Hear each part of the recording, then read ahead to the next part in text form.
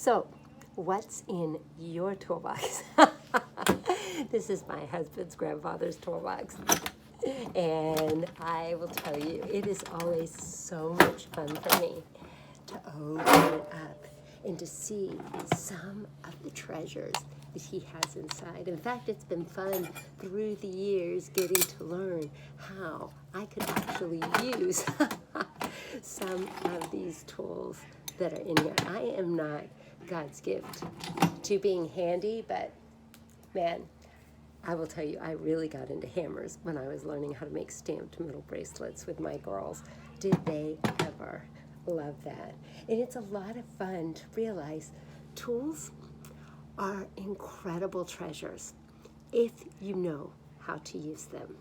The person who has a toolbox that only has maybe one tool in it, but they know how to use that one tool, is light years ahead of somebody like me who looks into something like this and isn't exactly certain what this might even be used for. Well, we have this section in the Heart of Discipling Women called the Toolbox, because in here, this is where you're going to find special tools that have been of great help over the years for us in discipling women as well as in reaching out to people who are around us.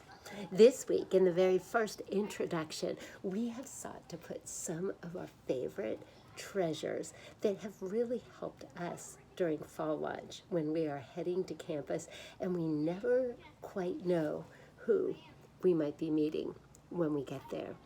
I will tell you one of my favorite treasures of all that you'll find in there is this one right here, preaching the gospel to myself daily. How I love when I take time to do that, because you know what it does? It reminds me of the good news. It reminds me of the whole reason I'm on campus is wanting to share this with people who are around me. So that tool right there, I find one of the best ways for me to review the gospel and keep it fresh in my mind is if I take a bookmark, and you're going to discover I'm a bookmark queen. I create bookmarks all the time because they are of such great help when I'm walking around and praying on campus. And so bookmarks, to sit there and pray, this bookmark is a great way of praying through with a heart of thanks, thanking Jesus for every single part of the gospel. But I also find it is incredible for how it reminds me of the good news and of what Jesus has done for me. Another powerful tool that I discovered years ago, Jerry Bridges wrote an article called Engaging the Unseen Foe. And I love the way he goes through this. And he really says a lot of times what we're praying for doesn't really get to the heart of the battle. But to realize we aren't just going on campus to happen to meet people. There is a spiritual battle that is raging, and it is incredible when your reaching out begins before you ever set foot on campus, on your knees. So I highly recommend before fall launch each year, I read through this article because in it, Jerry really challenges us about what are we asking God for. And I find, oh my gosh, it like calls me higher in the very things that I'm praying about. And so what I did to help me, because I am like a practical person, how am I practically going to actually do this? What I did was I went through this article and I took every single scripture that he referenced in there and I put it down one side, and then on the other side, based on these scriptures, how could I be praying strategically? So there is this. Now, it's not going to look like a bookmark because it's big, but what I do is when I go to campus, I fold it in half because I always like to know. Sometimes I like to go back to remembering the scripture where it came from. So on one side then are the scriptures. On the other side are the prayers. So I am praying based on scripture, strategically engaging in spiritual warfare. And I will tell you, friends, I have found that is so powerful of a way to be preparing for fall launch.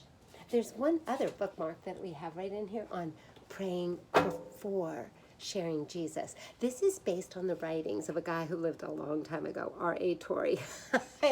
He made up a list, but I adapted it for me because I like to pray with thanks when I'm praying.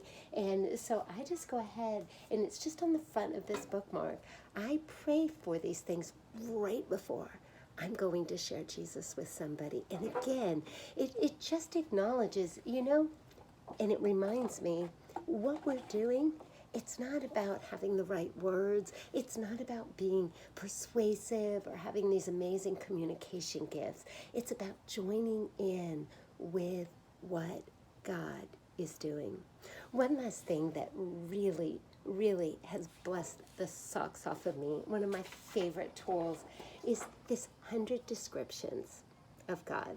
And I love to take this sheet. It was actually created by a navigator, Drake Mariani, who came up with this really neat scripture memory process. It actually uses puns and pictures, so I am totally into that, called Memlog.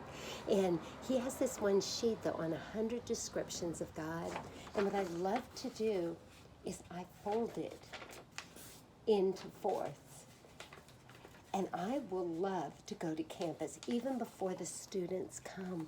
And I love to walk on campus. And I'll just usually praise. Like in about an hour, I can usually get through about a quarter of the sheet. So I'll just go through praising God for these different characteristics, praising Him that He's available, that He's an authority, that He's accepting, that He's the author who is writing a masterpiece that I am getting to take part in. He already knows the students I'm going to be learning or going to be meeting with. And I want to tell you, friends, this bolsters my heart before diving into the deep end of a new semester every year. So I just wanted to introduce some of these tools to you. These have made such a difference in my life, and I have seen God work through them to make a difference in so many different people's lives, even before I meet them. You don't have to use them, but they're there. It's like a library. You can go in, check out. In this case, you can take and download it, print it out, try it, see how you like it. And I bet it very well may bless your socks off too. May God abundantly bless your time as you dive into fall launch this year.